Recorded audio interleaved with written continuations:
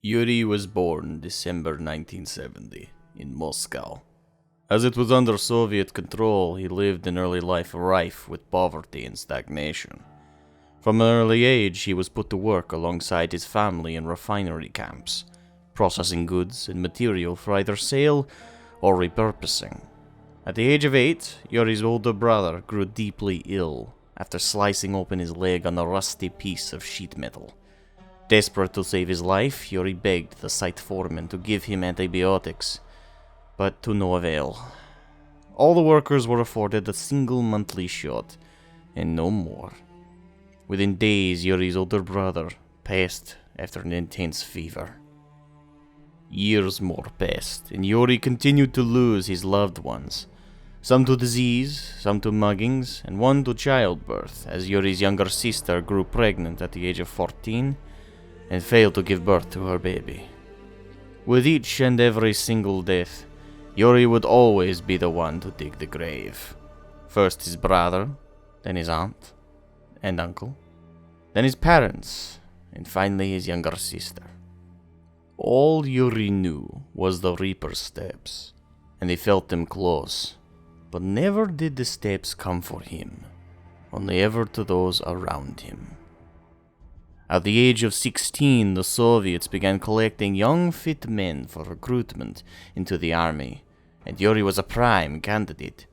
In a sick twist of fate, his family's deaths had allowed his rations to carry him further, as he did not need to try and supplement their portions with his own to keep them going.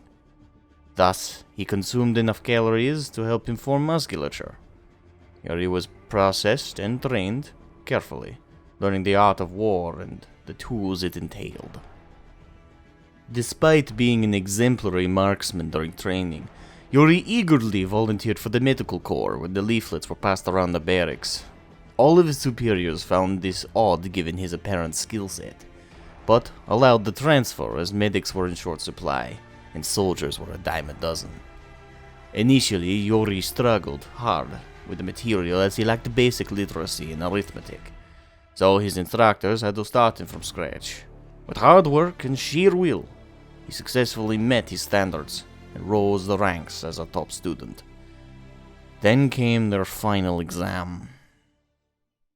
The medical studium in Moscow utilized a live patient on which the students would display a crucial element of their work: the ability to torture.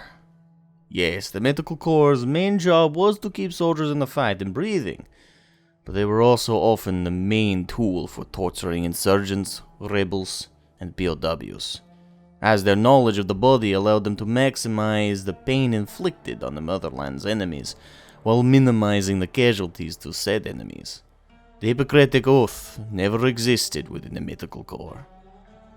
Initially, Yuri refused to commit the final exam, stating the immorality of it.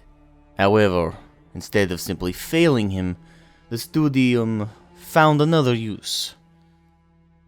As the patient. For 3 days straight, the other students tortured Yuri for the final exam. Many excited to do so as they possessed envy of Yuri's top scores and overtaking them. Thus they took out every ounce of malice they buried away onto him in jubilant zeal.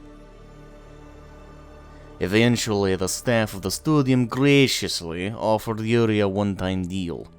If he was allowed off the rack and performed his final exam on another patient, as he was previously bid, all would be forgiven, and he would be allowed to pass into the medical corps of the army.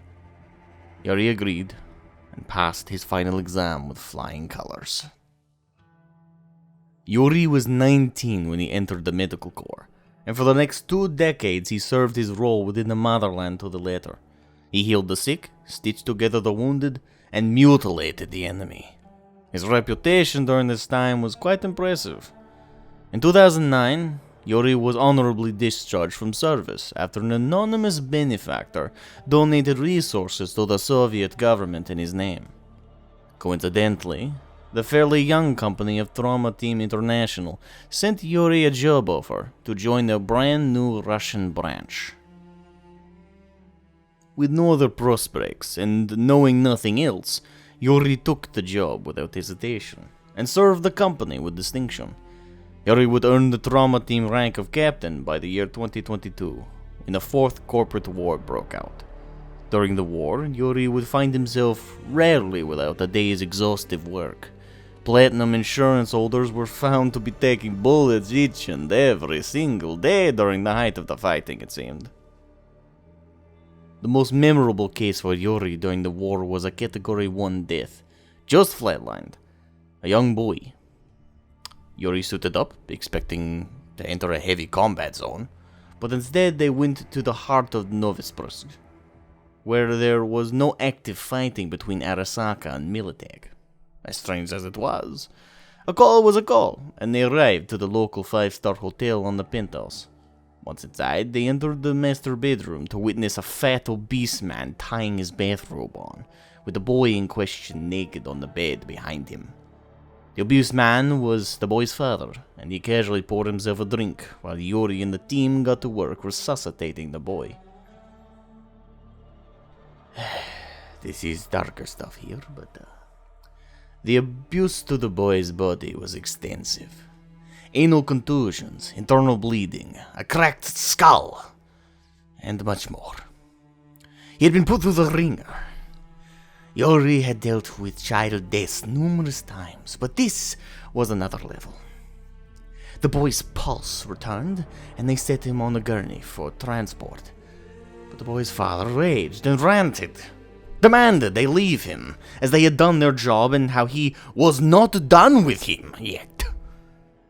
Yuri told the team to go ahead while he spoke with the other client, and they did as bid. As the father continued to rage, Yuri double-checked the father's own insurance with Trauma Team, and found it had expired the day before. Without hesitating for a second, Yuri blew the man's head straight off and set his body ablaze. Yuri continued to serve Trauma Team faithfully for many years, and in the year 2032, a fresh new face was assigned to his team. A tall spitfire of a girl without a lick of sense between brainstem and tongue. At first, she was just another recruit and team member, but something was different about this giantess. Her hyperactive behavior, excitable demeanor, and sense of sarcasm, even in the face of the worst injuries and ailments, struck Yuri. She gave something to Yuri no one else could have hoped to. Hope for the future.